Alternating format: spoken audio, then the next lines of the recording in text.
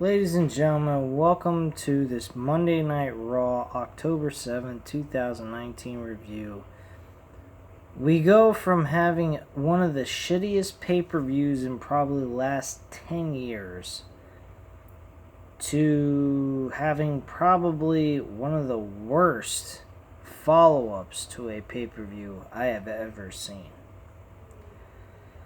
This company has nothing to offer to anybody. I've said this before, I'll say it again, and I don't feel that this show is worth reviewing.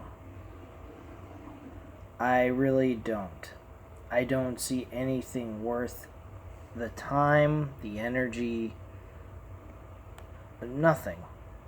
They had all these hours, 3 hours of wrestling to provide some, entertainment. Showcase some guys that you haven't used in a while.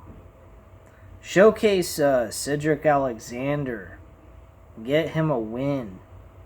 We used the Lucha House Party against the OC with AJ Styles, Carl Anderson, and Luke Gallows. What a joke. You have the main event of the show highlighted with Tyson Fury having a reenactment with Braun Strowman as if this is Stone Cold Steve Austin versus Mike Tyson type of deal, or having Floyd Mayweather against the Big Show, which was unbelievable when they did that. When they had fucking Floyd Mayweather come in the middle of the ring and crack Big Show right in the jaw and break his jaw and bruise him up for real, that was awesome. The confrontation with Mike Tyson and Stone Cold Steve Austin, that was awesome. That was totally unprecedented. Nobody expected something like that was going to happen. And people went ape stick. This is like trying to, it's like the same old. It's trying to reenact something that worked and trying to see if it works again. It's not gonna work. Not to mention Tyson Fury looked horrible. And I mean absolutely horrible in that ring. He did not connect with one punch to make it look realistic. All the people were falling down without even being touched. That is stupid. They brawled, they didn't even touch each other. It looked fucking horrible. Tyson Fury has no business in the middle of a wrestling ring. I've seen the man box. His boxing skills, he's a good knockout artist, but he does not protect himself well. He's not a guy that's going to be able to beat Devontae Wilder, in which case that is actually mentioned during the promo between Braun Strowman and him, which I'll get into when I get to that point. Some little good remarks made to one another, but overall, I just don't feel like this is even worth anybody's time. This whole show was pathetic. They start the show off in worst fashion possible. Rusev comes out, he's being attacked by Randy Orton and Baron Corbin. He kicks Baron Corbin's ass and Orton out of the ring, and then all of a sudden, as he gains momentum, he has fucking Bobby Lashley inside his home with a robe on and in his bedroom and ready to lay down with his wife. I felt like at that moment of just going ahead and turning off the TV set, I wanted to just change this fucking channel. But I didn't, because I've made a commitment to this channel. I would do these reviews, try to give you guys my best, feelings about it, and move forward each and every week with these shows. I'll be honest with you guys. I don't like this show at all. And I'm pretty sure mostly everybody else feels the same way. This show had no substance whatsoever. No build-up towards Crown Jewel. And we are heading into this at the October 31st on a Thursday night. And we still have yet to find out new people that have showed up on this team, on these two teams. Nothing. I mean, Bobby Lashley, I wouldn't be surprised as a third member of the Ric Flair team, with Lana being there. I gotta make a comment about something I saw online before I watched Monday Night Raw, which I thought was absolutely fucking hilarious. On NoDQ.com, an adult porn producing website produces pornographic videos called Bizarre. Bizarre, on their Twitter account, went on Twitter to mention to WWE, and I'm going to pull this up for you guys to be very accurate and precise on what they said, because this was downright fucking hilarious. Give me 1 second. I'm going to pull this up for us, and you guys will laugh your asses off when you hear what they had to say. Because this was just fucking hilarious. I couldn't even believe what I read when I read it.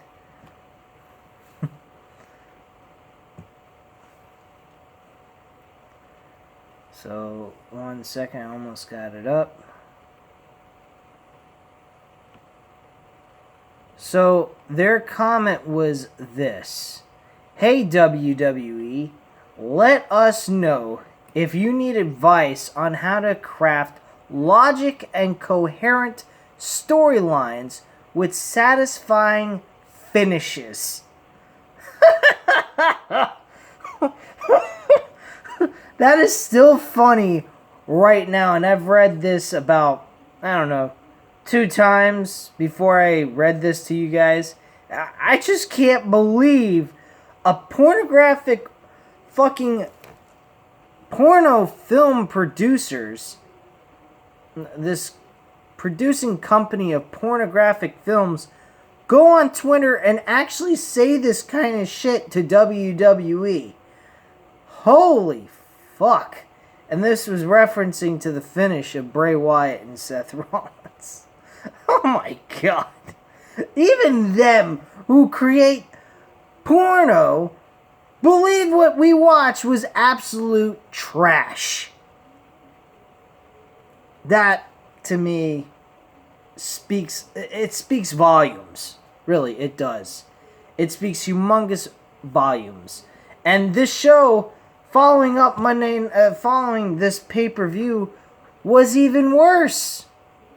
It had nobody, not one major name, show up on this show. If you missed this show, you didn't miss anything. This was pathetic. This whole entire thing. The only thing we got out of this show that was even remotely worth watching was the dialogue between Charlotte Flair and Becky Lynch, and even that wasn't even worth anybody's time, to be honest with you. I mean, if you're a huge fan of either one of them or both of them, then yeah, I guess you would be interested in something like that. But quite frankly, this show had nothing to offer. Really, it did not. The fans were booing in the arena during the Lana and Bobby Lashley segment, while Rusev stood in the middle of the ring like a fucking moron, standing there crying.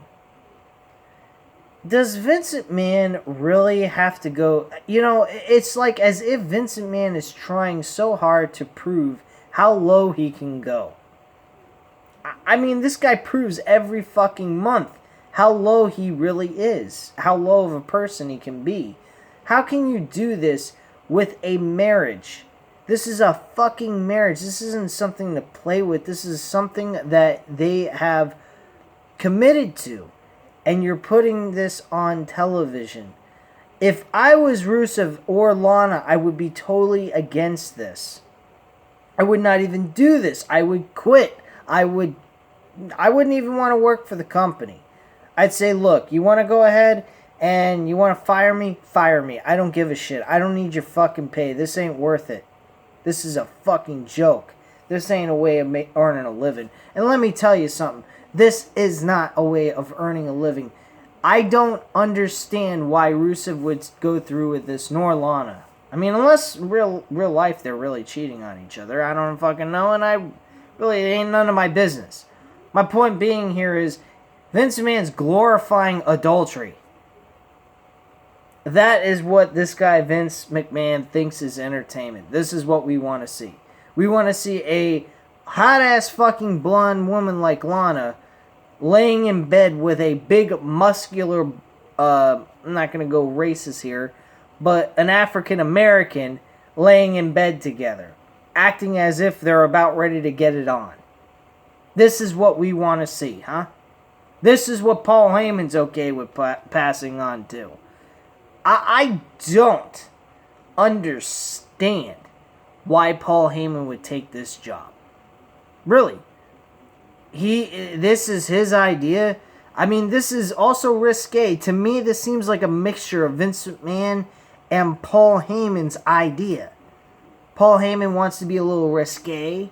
Vince McMahon's into fucking around with people and making them look like buffoons and burying them. And why not do that here? This is a great opportunity. It's a great mixture of insanity. I mean, this is something that we would see in ECW. But in ECW, you didn't see people committing adultery. At least I don't think so. I'd have to go back on the WWE Network and double check that. But I don't remember in the Attitude Era we had shit like this. I remember back in the Attitude Era we would have like people betraying others and, you know, but they didn't glorify it. They just maybe mentioned, I was cheating on you with this person. And yeah, fuck you. Goodbye. I'm moving on with my life with someone else. That is all they did. They didn't go in further detail with it, is what I'm trying to say. And they're just fucking glorifying this and going in an even more in-depth look into cheating on somebody. The man is stripped of his pride. The man has got nothing. He's lost his home, supposedly, in this storyline. His wife has got all his money on top of it, and they're not a joint account anymore. And blah, blah, blah, blah, blah. Like, come on. Rusev then goes on a tear with Randy Orton and Baron Corbin, wastes the both of them, making them look fucking pathetic. And we don't even get a match with Rusev being on the air with Randy Orton, which was originally advertised. So, that's what we get for the opening segment for this show. What a great start, huh? Yeah. It continues to get worse, where they start things off with the very first match of the Last Woman Standing match with Lacey Evans and Natalya. Lacey Evans, I'm going to go on record to say this. She is one of the worst fucking wrestlers in this company now. I will fucking say that right now. She is bottom line the pits of this company. And I'll tell you what, there was a couple of times Natalya should have been counted out to 10. And they didn't. And not to mention, Lacey Evans grabbed her a couple of times, displaying illogical and horrible strategy to defeating your opponent. What a horrible, horrible match. Natalya ends up, after a complete and utter beatdown from practically beginning to end, we see Lacey Evans lose to Natalya from a powerbomb off the stage through a table. And it wasn't even that far down. It was like maybe 2 feet from the top of the stage through a table. Wow, big fucking deal. So that's what the ending was, and Natalya ends up winning the match. she took a beating and kept on ticking. She was thrown up against the curved Titantron that they have now for Monday Night Raw. She was hit with kendo sticks, chairs, you name it. She was beaten to a bloody pulp and nothing could stop her. Look, I do not like the Superman gimmicks that they put in these matches. It is trash. I think it's garbage. It's not realistic. We don't need that. We need realism, people. Fucking realism wrestling. This is a joke. If somebody's getting their ass kicked so severely, they're not gonna... There's no reason for them to win and then just win with one fucking move? No. I'm sorry. I mean, if you want to go to that kind of spectacle, take notes on Johnny Gargano and Adam Cole back in NXT TakeOver New York, okay? From early 2019 when Johnny Gargano won that match. That 2 out of 3 falls. That is something totally different. I mean, Johnny Gargano had some momentum. He actually had some offense in the matchup. He didn't take a beating and then just win with one fucking move. That's ridiculous. And that's what they did here. Natalya wins, and it doesn't really matter because Lacey Evans is absolute garbage. We then go backstage with Aleister Black looking to have a fight. I mean, this guy's dialogue, what he has to say is so fucking dumb. He sounds gay as shit.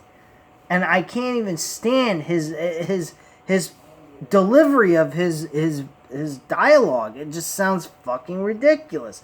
Here's some of what he said. Black says Raw is a place of competition and battle. Battle that he desires. Really? Competition occurs on Monday Night Raw? What rock have you been living under? There is no competition anymore on Monday Night Raw. It's a fucking joke. But he goes on to say, under this calm and collective demeanor, we all know that that is not who Black is. No, he's as unforgiving as fire, and as cold as permanent as death. All of this will tell us that Black is forever restless. Black wants someone to come on this WWE showcase and knock on his door to pick a fight. That's what he sounds like. Please, would you give me some NyQuil and put me to sleep? This is fucking stupid.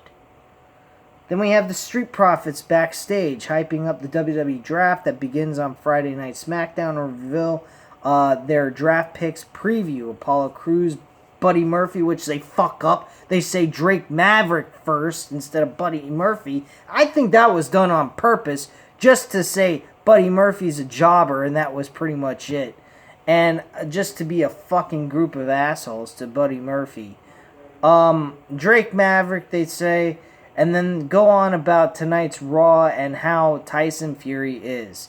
We see footage of Fury's incident with Braun Strowman on SmackDown, which is a complete and utter joke as well. Blah, blah, blah, blah, blah. You know the rest. We then get our very first match with Robert Roode and Dolph Ziggler with the Viking Raiders. You all know what was coming here. Viking Raiders were going to win this match. And who was going to take the pinfall?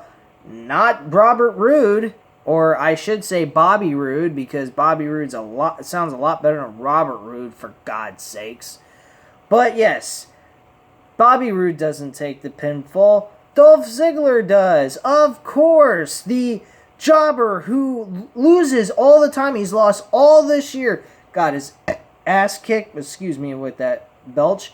Got his ass kicked by fucking Drew McIntyre, who is nowhere to be found on this show at all. It would have been neat to showcase him. Where the fuck has he been since his little rendezvous with Shane McMahon and his little posse that he had with Shane McMahon the whole time throughout the summer?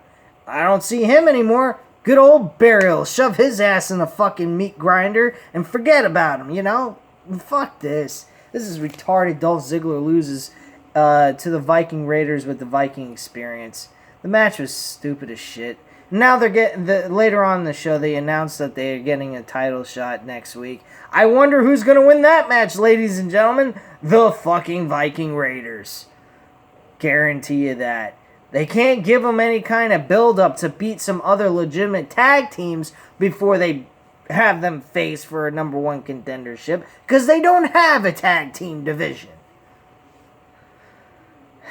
Jesus Christ. Singh brothers face Aleister Black in a one-sided beat down to hell, and Aleister Black wins. Big fucking deal. Who gives a shit? Oh, God. How in the fuck can anyone sit here and watch this shit is beyond me. Really, I hope that you guys are watching these videos from me and other broadcasters on YouTube and listening to what we have to say, because we're actually fucking intelligent. We know what we're saying. And anyone that's speaking positively on the YouTube channels in the wrestling community about Monday Night Raw, please take a fucking pill to get your brain balanced, because you are fucked up to think that this show is any good. Really, it is not. I spent half of my time looking at my cell phone than watching what was on the fucking television set for this freaking show. We then go ahead and get highlights from SmackDown from that 5-second WWE Championship match where everybody was just screaming about Brock Lesnar having his very first ever match in 15 years on SmackDown that lasted 5 seconds, and nobody even remembers who the fucking champion that Brock Lesnar beat. Anyway, he might as well have been forgotten. We then get a show of Cain Velasquez showing up. So after the little video package, we have a backstage interview with Rey Mysterio. She brings up what happens and asks about how Dominic is. Rey thanks everyone for their support and says in a way he couldn't be prouder. And Rey says Dominic's physical scars will heal soon, but the mental ones will take longer. So Dominic, he says, is at home resting, but will be ready soon. He goes on to say that Cain Velasquez, that everybody in his family were there at Dominic's side, and Cain Velasquez showed up out of nowhere and decided to show some compassion and express his condolences to what him and his son went through with Brock Lesnar. So that is why they had a connection with Rey Mysterio and Cain Velasquez for SmackDown. I appreciate that. They gave a reason why Rey Mysterio had Cain Velasquez show up on Monday on SmackDown to attack Brock Lesnar. I think that's great. I think that is fantastic. It makes sense. Something that they don't fucking usually do on this show. But in this situation, they went on the right way with this. They went the right path with this. So kudos to them for that one only thing that this whole show had to offer. Whoop-de-fucking-do.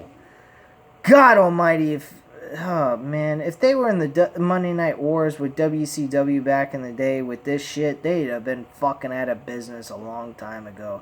This company sucks.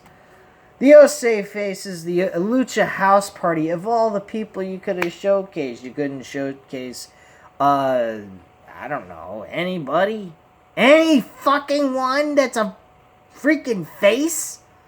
I don't know. Let's see here. We could have gotten Samoa Joe. That would have been a good one. Have Samoa Joe rivaling against AJ Styles in a U.S. Championship matchup later on down the road. I wouldn't have any beef or problems with that. Then again, he didn't really do much lately, so fuck that anyway. It doesn't matter. This match was shit. I don't even understand why the OC was even in action. They looked pathetic last night, losing to Braun Strowman and the Viking Raiders for the 5 millionth time. This was a joke. They win the match, though, and the Phenomenal Forum is nailed. You couldn't give Carl Anderson and Luke Gallows the win. God knows we have to have AJ Styles pick up the victory. Anytime there's somebody to lose, though, we'll give that to Carl Anderson and Luke Gallows. So yeah, that was great. Awesome.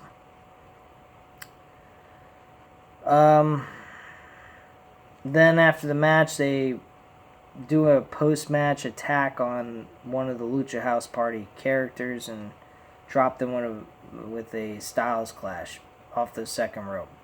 Whoop-de-doo. It's like everything else they've done with everybody else, like Ricochet and Cedric Alexander. So who cares? The announcers show us stills from the Hell in a Cell match between Sasha Banks and Becky Lynch, which was a great match, but the match ended with a fucking horrible way it shouldn't have finished. Should have finished with Sasha Banks, not Becky Lynch winning, and so on and so forth. So we get the Miz TV segment with Becky Lynch and Charlotte Flair. This was just kind of the same old, saying that they're dominant. They're the two best women in the women's division right now, which hands down, outside of Sasha Banks not being given the opportunity to actually have a run with the Raw title.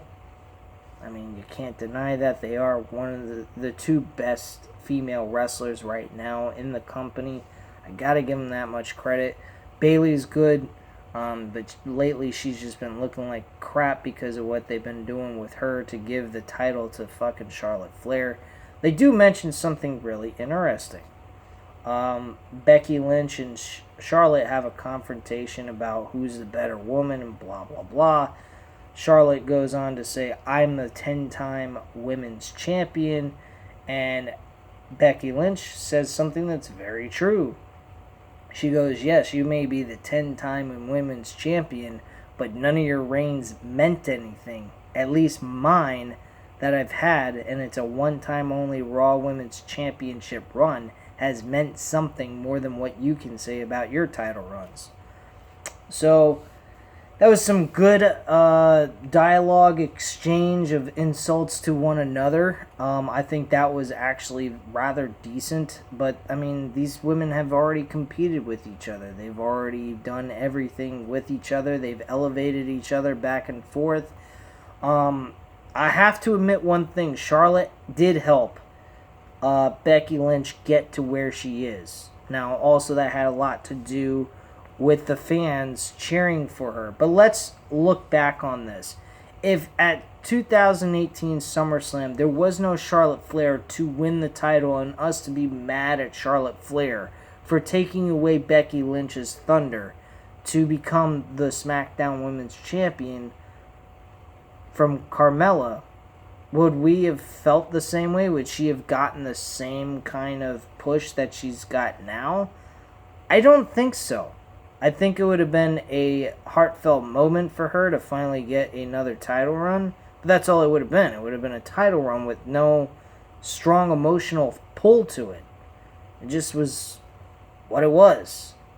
Her turning into this badass character who's not a pushover anymore and is going to kick people's asses and take some fucking names, that's what got her over, and that was because they gave the title to Charlotte instead of Becky to begin with.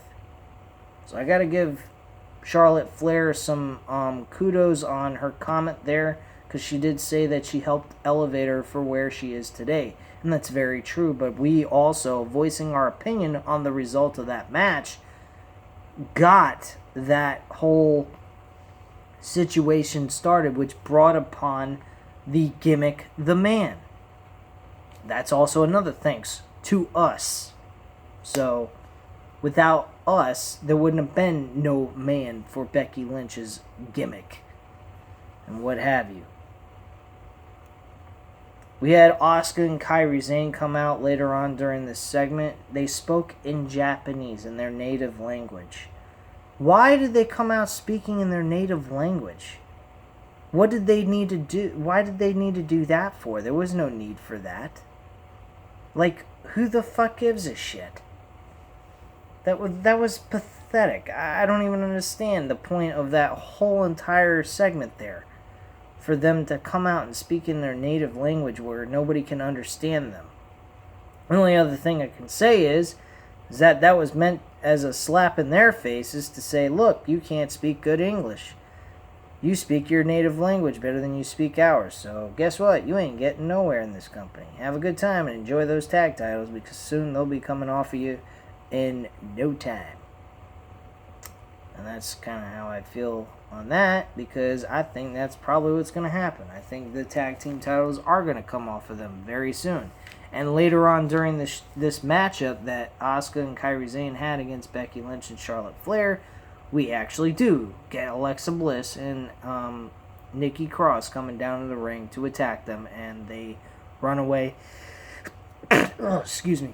like cowards, and they don't really look like strong champions. They look like heels to me.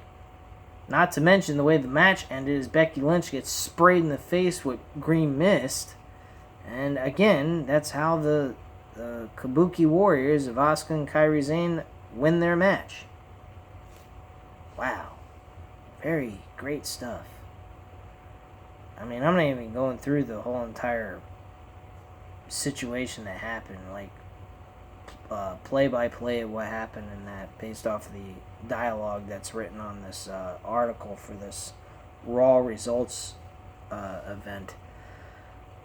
We get a look into the Fiend versus Seth Rollins. Oh my god.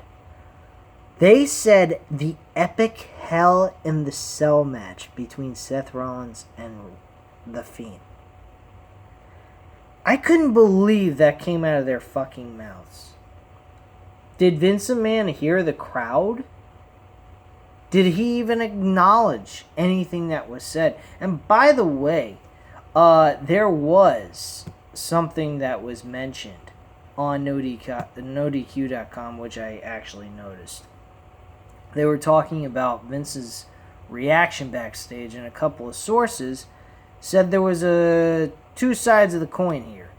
One side being that he was actually laughing at the reaction of the crowd on how they reacted towards the result of the match. They also he also, in another source is saying that he was unhappy with, he kind of regrets with the reaction that the fans gave him based on the end result of that match, and he felt that he shouldn't have done it after he did it. So I'm going to lean towards number one, because quite frankly, if he did regret making the kind of ending that he made with The Fiend and Seth Rollins at Hell in a Cell, why would he provide us the next day after a horrible post-show following up to fucking Hell in a Cell? Why not give us something fresh, new, different, and just try to give us something worthwhile for 3 hours? He didn't give us nothing here. This show had nothing to offer. I mean, I'm going through all of this and not one match sticks out to me. If I was to go back and watch this a month later, I probably could skip through this entire show with no problem and not give two flying fucks what happened. I'd probably get through this show in less than 30 minutes. That's how pathetic this show is. Ricochet had a match with Apollo Crews. Match meant nothing. It's two guys in the ring. That match lasted less than 5 minutes. Ricochet wins with a recoil and gets the 1-2-3 on Apollo Crews. Apollo Crews can't win a fucking thing, and he sucks. I don't even know why he's on the main roster, outside of just sucking. Look, people, there's really nothing here. That's all there is to it. This show has nothing to offer to anybody who is a wrestling fan. That's all. They had Tyson Fury come out. He had an altercation with Braun Strowman, which, as I mentioned earlier, was the most disgusting, pathetic display of authentic fighting I have ever seen in my life. Like, nobody got hit, touched, hardly at all. It didn't even look legit. and it was just pathetic. How they could not make this look realistic is beyond me. I don't think Tyson Fury belongs in a WWE ring because he needs to stick with the real stuff. He can't provide a realistic look to himself in a ring, acting out as a person hitting people. He didn't come close to hitting anybody, hardly at all. Literally, he hit about 3 people before he started kind of connecting and making it look a little bit realistic. But most of his punches didn't even touch anybody, and they just fell to the floor. Real good stuff. Real good stuff. Braun Strowman looked pathetic. He didn't get any good shots in. They didn't do a thing. And they tried to reenact Mike Tyson and Steve Austin, which was a complete failure, may I add. A complete and utter failure. So, we get Braun Strowman exchanging words with Tyson Fury. He doesn't want to apologize. He basically feels that he's in his world and that he really doesn't belong there and blah, blah, blah. So, as we move along through all this, Fury says it's good security took him away because he wouldn't have knocked Strowman out if he got in the ring. Strowman says he's mistaken because it would be Fury on his back looking at the lights and not some slow-ass 10 count like the last time he fought Deontay Wilder. That was an awesome comment. Loved that. Most importantly, that was the best thing that he said throughout this entire thing. And then Fury's exchange right back as Fury says he's the heavyweight champion of the world. How many titles have Strowman won? So he strikes right back with him. That was an awesome comeback by Tyson Fury. But after that, that's when everything broke loose and everybody started attacking one another, and that's where the whole thing went right down the fucking toilet. The dialogue was okay. I liked it, but the exchanges of this altercation they had, this physical altercation, I did not really like. I didn't think much of anything of it. I thought it was trash. As well as the show is fucking trash. Ladies and gentlemen, I don't know how much more I'm going to be able to do this, but if I continue to get more views on these videos for Monday Night Raw, I guess I'm going to have to do them. But at the end of the day, guys, really, to be honest with you, I really don't want to. Because the show doesn't have anything to offer to its audience. This is a dead show. It's as dead as a fucking corpse. This is a joke. Anyway, guys, hit the like button if you liked the video. Hit the subscribe button if you're not already subscribed to this channel. And leave a comment down below and I'll get back to you on that. And I thank you very much for watching. Have a great night, guys. Bye.